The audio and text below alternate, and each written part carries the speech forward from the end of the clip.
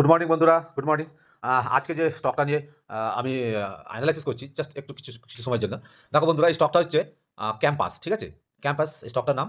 আর এটা মোটামুটি দেখো, এই যে লো মেরেছিল, লালটা লো মেরে এসছে এই যে 255.30 এ। আমি নিচে এই ব্লু ব্লু কালারের এই যে 255 তে লেভেল টেনেছি। এটাকে এসএল ধরে নিয়েছি আমার।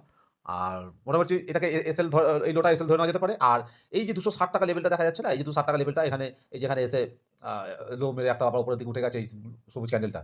এই লোটা ধরো, পর আবার দেখো নিচে আবার চলে এসেছিল। এখানে আবার চলে এসেছিল। কিন্তু দেখো ক্লোজ কোথায় করেছে? ও কিন্তু এই যে এন্ট্রি লেভেলটা দেখছি 260, এই 260 লেভেলের উপরেই এন্ট্রি করেছে। আবার নিচে চলে এসেছিল। এসে এখানে লো মেরেছে। এই লোর উপর দেখো আবার উপরে গিয়ে ক্লোজ করেছে। করে আবার উপর থেকে নিচে এসেছে।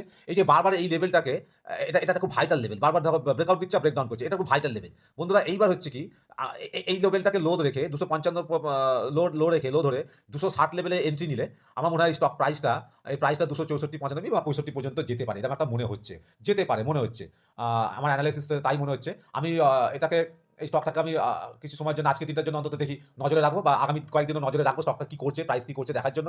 শিখতে গেলে বন্ধুরা একটু সময় দিতে হবে।